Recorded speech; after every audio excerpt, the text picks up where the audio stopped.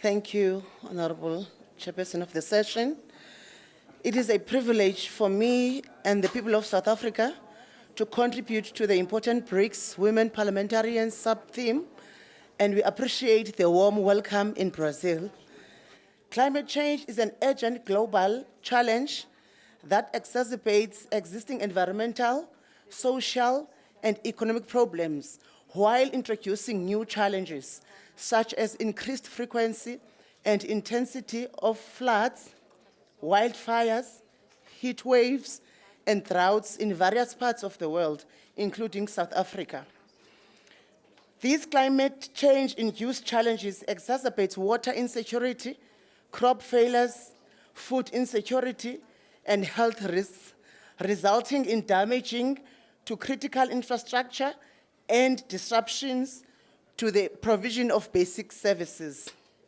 While all feel these impacts, underlying inequalities and uneven coping capacities leave some population more vulnerable.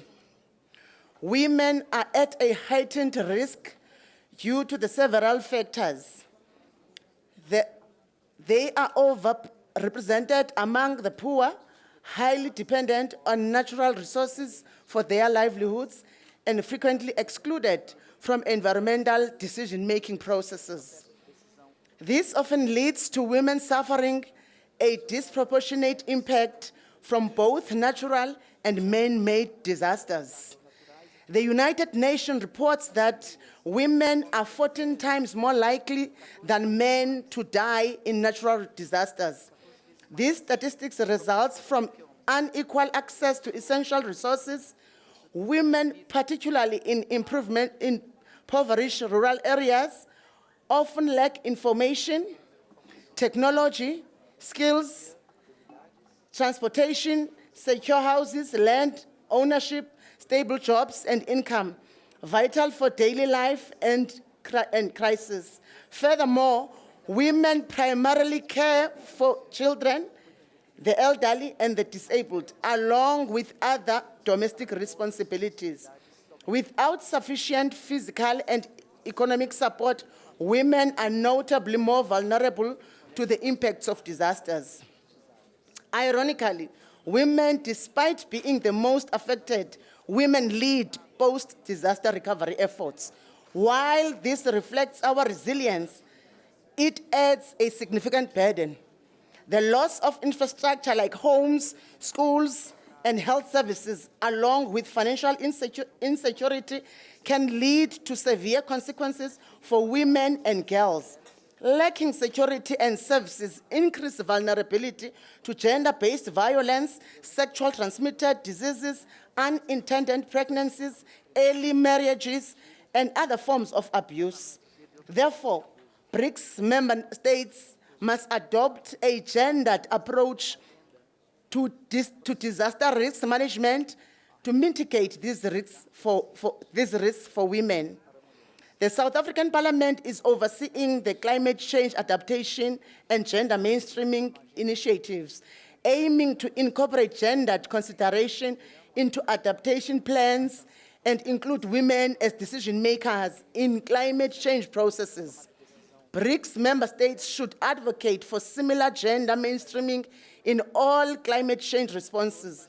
These actions must be integrated into spatial planning, and there needs to be improved data availability for monitoring and evaluating interventions.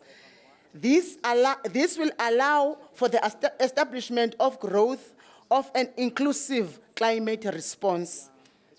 BRICS member states significantly contribute to greenhouse gas emissions, driving climate change, which disproportionately affects women. Our parliaments must oversee program implementation in line with the nationally determined contributions. While taking responsibility for the emissions, we must reinforce the common but differentiated responsibilities of the Paris Agreement. As I conclude, Chair, our journey towards the sustainable future free from effects of climate change hinges on our collective ability to address the disproportionate impact of women. As BRICS nations, we hold a unique position to champion a gender-responsive approach to climate action by prioritizing women's leadership, ensuring their equitable participation in decision-making and recovering efforts, and investment in their economic and social empowerment. We not only safeguard our most vulnerable, but also unlock the powerful force to resilience and innovation. Let us commit to concrete actions that bridge the gender gap and climate response, fostering an environment where women are not just survivors, but active architects of the climate just world for all. Thank you, Chair.